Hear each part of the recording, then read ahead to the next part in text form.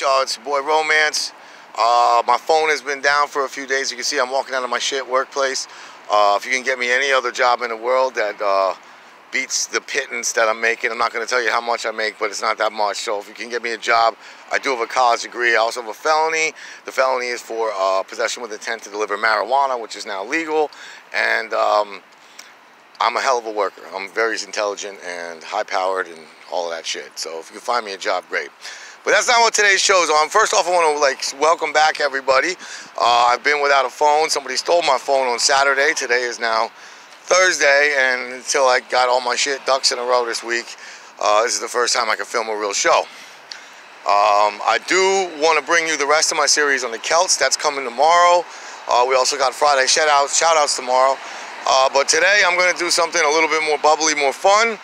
And this is going to be, I'm going to be talking about the Rock and Roll Hall of Fame inductees for 2018. All right, they're out. It hit the wire today. Some of them are good, some of them are bad, and I'm going to just tell you about all of them, all right? First person on the list, oh, fuck, it's raining. I can't really shoot in the rain. First person on the list, all right, Stevie Nicks. I think she's always, Fleetwood Mac is already in. Damn, look at that bird. Holy smokes. See that bird? God damn. Hope you got it. Stevie Nicks, what a talented woman. Like, we see her now, you know, you're looking at a 70-year-old lady. She's had some, you know, issues in her past, drug issues, weight issues. That doesn't take anything away from the fact that that woman rocks her ass off. When she was, like, do yourself a favor and look at her back in the day. Look at her in like 1977. She was the Belle de Ball of the music scene. When rock and roll was at its peak, she was like one of the hottest women in rock and roll ever. She was a hottie. And she was in the same band as Christine McVie, who's also hot. There's 2 chicks, 1 band, 3 dudes. Like, oh my God, the sexual side things you're thinking when you rock out with Fleetwood Mac. Oh God. Anyway, she was a great woman, great artist. I also do believe, I don't know if she's outwardly outspoken, has said that she is Wiccan or a witch. She often says she's a gypsy, but I'm pretty sure I can tell. I'm pretty good at locating, like seeing like the way girls who are practice witchcraft are, like they dress and the things they say, and pretty sure Stevie's one of them. So God bless Stevie Nicks. She's in the Rock and Roll Hall of Fame, I guess, as a solo artist. All right, next up the bat, another one of my favorites, another strong woman of music. She's rock and roll royalty, or pop royalty, I guess is the correct thing to say. It's Janet Jackson. Now, normally I'm like, well, I would think, well, she's Michael's brother, right? So, like, how much does that, I mean, shouldn't all the Jacksons be in or whatever? But Janet did her own thing. Janet didn't really, other than the same name, the fact that her name was Jackson and she looked like a female version of Michael, and they sounded a little bit alike, but she did her own thing, man. In fact, I probably grew up listening to more Janet Jackson hits than I did Michael Jackson hits. Michael only really had 2 great albums, Bad, and he had Bad, Thriller, and then Off the Wall, but I was like 5 when Off the Wall came out. None of us were really there for that. Janet had a bunch. She kept going and going. She first came out in like the mid-80s. She had a big part in Paula Abdul coming along. Janet's a treadmill, yo. Janet's the shit. I'm happy she's in the Hall of Fame, and I still want to hit that, even though supposedly she's crazy as a loon. All right. Next up is Radiohead.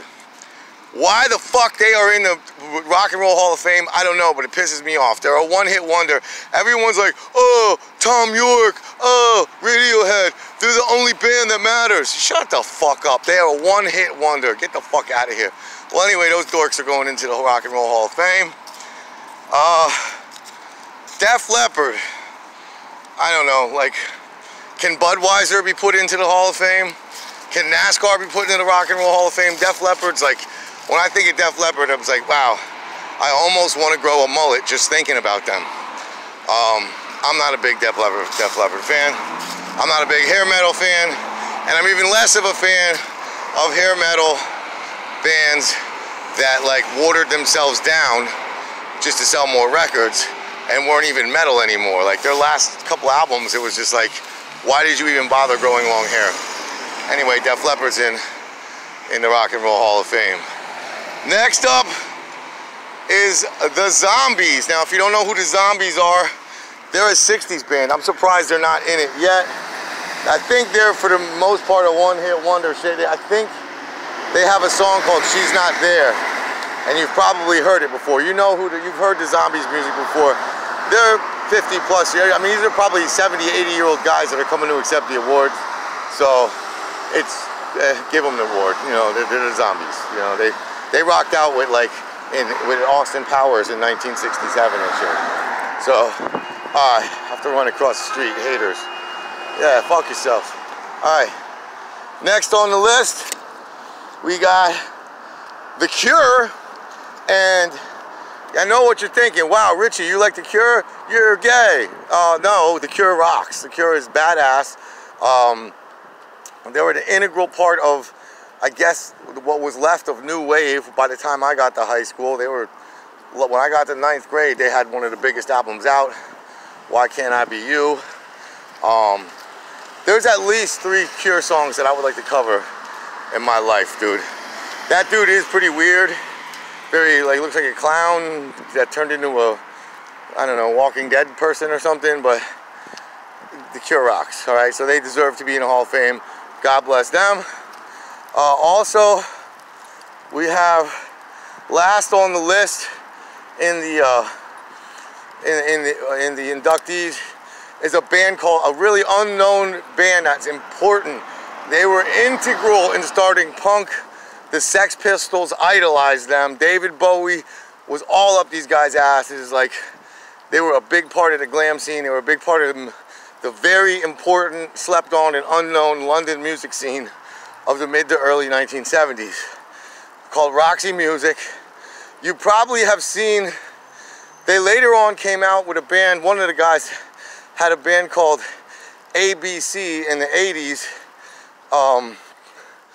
and you might know him from, I don't know his name though, but the dude who's kind of like the lead singer of Roxy Music, I think it's Brian Eno? Something like that. That guy's a Mac, bro. God bless them for getting in the Hall of Fame. And God bless the Rock and Roll Hall of Fame. Another reason I want to send a shout out to the Rock and Roll Hall of Fame is for who they didn't let in. LL Cool J was nominated. He didn't get in. I don't want LL Cool J to ever go to the Rock and Roll Hall of Fame. He did give us a lot of great music. I do worship, man, Walking with a Panther, slept on album. Bigger and Deffer, the only album to listen to in like 1987. Man, that was just, I mean, everything, that album. Every single cut was dope. It's a perfect album. What he's done since then, fuck LL. Cannabis, ate your ass up. Fucking do the CoverGirl ad or some shit and get out of the fucking music industry altogether. LL. So, that is my show today. Tune in tomorrow for the Celts. In the afternoon, I'll be doing the Celts. In the morning, I'll be doing Friday shout-outs. My name is Richie Romance, the Riz Rag of Romance.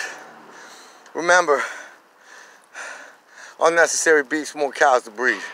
Peace.